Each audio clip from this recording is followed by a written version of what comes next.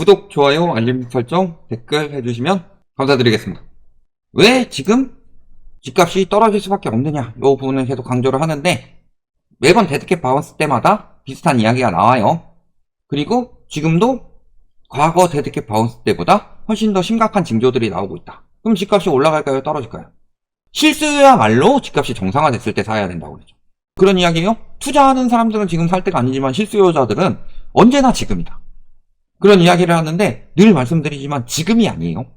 실수요자들이야말로 고점에 가까울수록 사면 안 된다. 왜냐면은 투자하는 사람들은 손절하면 되지만 실수요들은 그 돈이 거기 계속 묶여서 족쇄를 만들고 있기 때문에. 그렇기 때문에 과거 집값이 떨어질 때 나오는 징조들이랑 항상 비교를 해봐야 되죠. 그랬을 때 우리 데드캣 바운스 났을 때가 2010년부터 다시 떨어지기 시작했죠. 2009년에 데드캣 바운스가 나고 그 당시에 MB정부의 정책들을 보면 어때요? 규제 완화에 완전히 꽂혀 있었다. 그래서 보시면 여기 양도소득세 완화하고 종부세 완화하고 DTI, 당시에 DTI 완화 혹은 뭐 자율 조정 들어가야 되는데 일시적 완화 뭐 이런 형식으로 들어간 거고요. 재건축 완화 정책 들어갔죠. 그 다음에 뭐 분양가 상한제 이것도 폐지 내용 담은, 폐지가 결국 그 다음 정부에서 됐었죠. 그 다음에 투기 과열지구 뭐 이런 규제지역 풀어주고 1가구 2주택 완화해주고, 요즘도 그런 이야기 많이 하죠. 오피스텔 뭐 이런 것들 주택수에 포함 안 하겠다, 소형주택들 이런 것처럼 지금 굉장히 비슷한 것들 많이 들어가요. 그 다음에 전매 제한 완화 아예 해제해버렸죠. 뭐 재건축 재개발 이런 거 완화해가지고 공급 늘리겠다, 이런 식으로 완화책이 일관화됐었고, 이번 정부도 마찬가지예요. 어때요? 양도세 완화해줬어요? 안 해줬어요? 종부세 완화해줬어요? 안 해줬어요? 지금 DTI 시대가 아니지만 DSR 완화해주죠. 그 다음에 분상제 폐지는 못하더라도 분상제 해당 지역들을 줄이고, 자재비 올라간다느니 공급 부족 우려가 난다느니 하면서 분양가 계속 올리도록 만들어줘서 실질적으로 물가 상승률보다 분상제 택지에 있는 분양가 상승률이 더 높다. 그 다음에 뭐 규제지역 폐지하는 거 말한 것도 없고, 그 다음에 전매 제한 완화하고 재건축 재개발 풀고, 이번 정부랑 똑같이 흘러가고 있어요.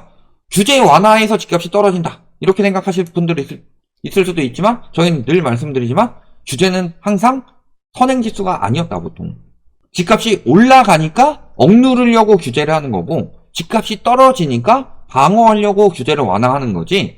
그러니까 규제 완화는 집값 상승 정책이고 규제는 집값 하락 정책이에요. 다만 그 추세가 강해졌을 때 사용하기 때문에 시장이 뒤집히지 않는 정도다.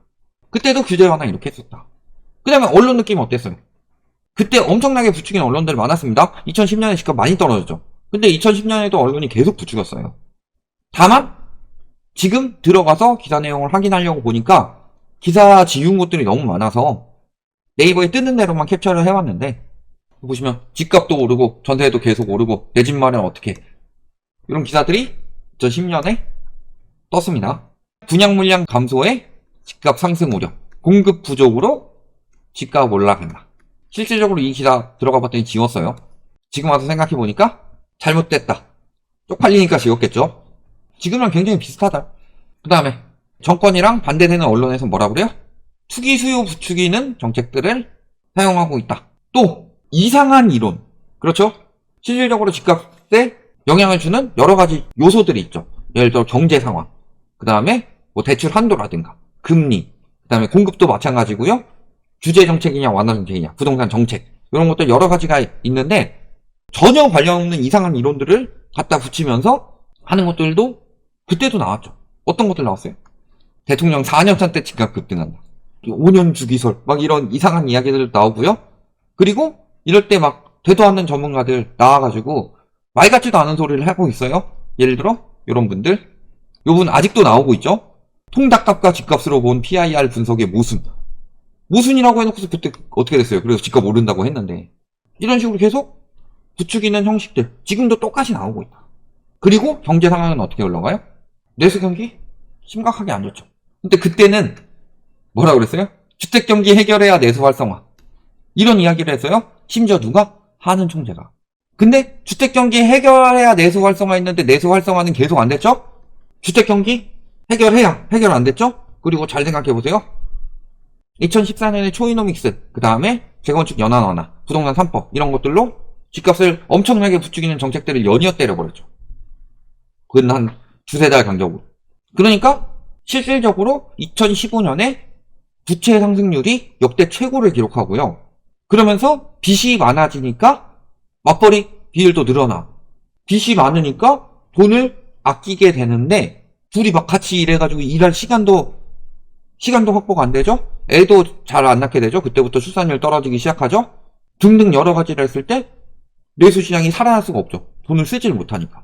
그래서 실질적으로 2015년을 기점으로 통화승수가 그때부터 지금까지 계속 떨어지고 있습니다.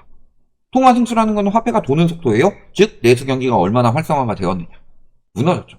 그러니까 이때는 하는 총재가 이런 식으로 부추겨 주기라도 했는데 지금은 어때요? 집값 떨어지려고 그래도 하는 총재가 내수는 안 좋지만 섣부른 금리 인하는 집값 자극하니까 집값 잡아야 된다. 이런 이야기를 하고 있죠.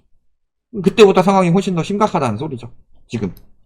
또 그때도 금리 인상으로 인해서 부담이 증가가 됐습니다. 미국 기준금리와 한국 기준금리를 뽑아 오더라도 당시에 미국이 먼저 올리기 시작하고 우리나라가 따라 올리기 시작했죠. 우리나라 내렸다 올렸어요. 그리고 지금도 이런 상황이다. 근데 우리가 금리 올라가는 거 말고 더 봐야 될 지표가 뭐예요?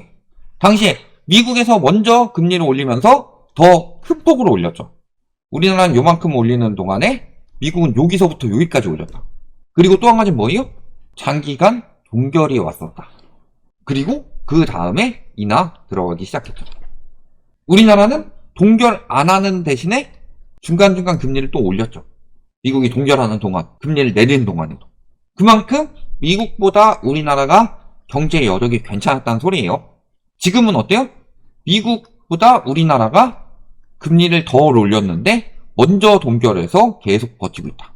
즉 이때 미국 경기 같은 상황이 우리나라에 오고 있는 거고 미국 경기 같은 경우는 그 당시에 우리나라 경기보다 더 좋은 상황이다.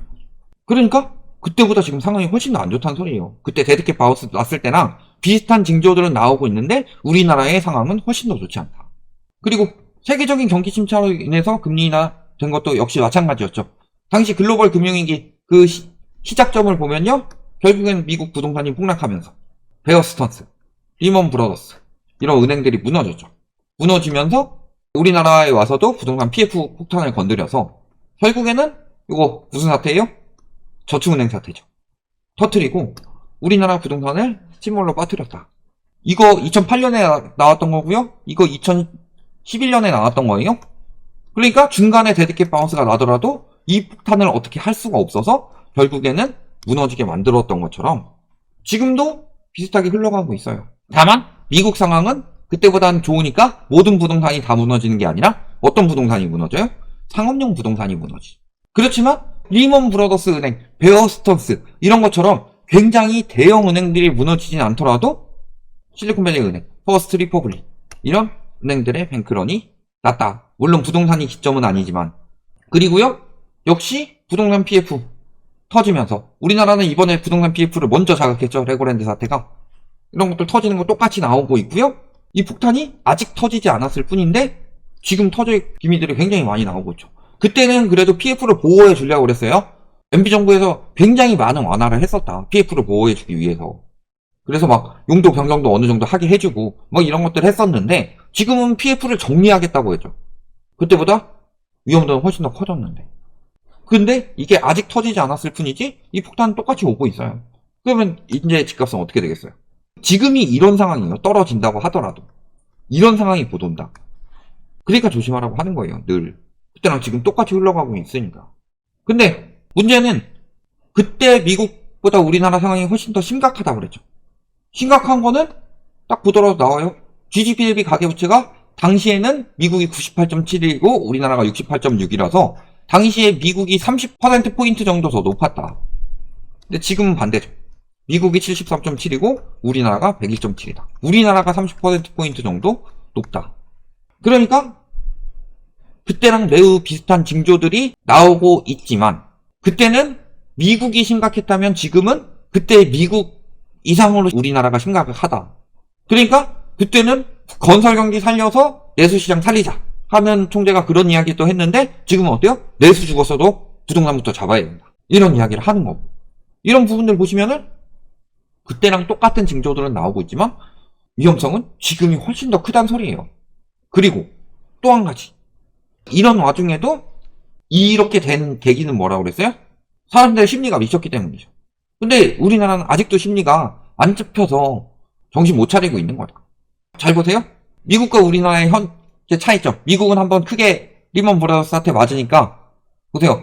뉴욕 커뮤니티 은행 주가 22% 폭락. 물론 지금 이제 그 대표를 바꿨어요. 그래서 조금 올라간 상황인데 이렇게 폭락한 이유가 뭐예요? 상업용 부동산이 심취되면서 대출이 부실하니까 위험하다 싶으니까 미국 같은 경우는 돈을 빼는 거예요. 근데 우리나라는 지금 어때요? 위험하다. 저평가됐네. 들어가자. 매우 미쳐 있었던, 투기에 미쳐 있었던 시기, 일본 버블, 그 다음에 미국 버블 늘 각국에서 투기에 미치다가 그게 터지고 나서 어마어마하게 피해 본 사람들이 많습니다. 지금 우리나라도 마찬가지죠. 그나마 미국은 상업용 부동산만 피해를 보는 게 미국은 고정금리가 많았고 그 다음에 글로벌 금융위기를 한번 당했었고 DSR 규제가 이미 2014년부터 적용이 되어 있었고 그런 상황인데 우리나라는 그 모든 것들 하나도 안 돼 있는 상황에서 그럼에도 불구하고 아까 언론에서 이야기했던 것처럼 공급 부족이니까 오른다, 분양가 전문가들 와가지고 이런 지표 보지 말고 오를 지표만 보세요 이런 이야기를 하고 있고 똑같이 이야기를 하고 있지만 결국에는 피해는 실서민들이 입었다. 그래놓고서 왜 이런 식으로 해서 부추겼냐라고 이야기하면은 누가 사라고 칼 들고 협박했냐 이런 소리 하는데요. 펜이 칼보다 무섭다고 합니다. 펜이 칼보다 무서운 글들을 쓰고 있어요. 언론이나 부동산 이해관계자들이. 근데 지금 글로벌 금융위기 때 떨어졌을 때보다 데드캣 바운스 나고 나타났던 현상들이랑 지금 똑같이 나오고 있다. 저축은행 사태 같은 경우도 조만간 터질 거예요. 그런 상황인데 지금 조금만 떨어지고 만다느니 하락은 하더라도 하반기에 미국에서 금리 인하하면 떨어진다느니 금리 인하한 이유가 뭐였는데 미국도 지금 상황 좋지 않아요. 그때보다 낫다는 거지. 이런 부분들 잘 생각해 보시면요. 지금 그때보다 똑같은 징조 아니면 훨씬 더 심한 징조들이 나오고 있다. 그렇다면은 그때보다 더 심각한 집값 붕괴가 일어날 수밖에 없다. 왜냐하면 그때보다 더 심각한 거품이 끼어서 정상화가 되기 위해서는 더 많이 빠져야 하기 때문에 이렇게 보시면 되겠습니다.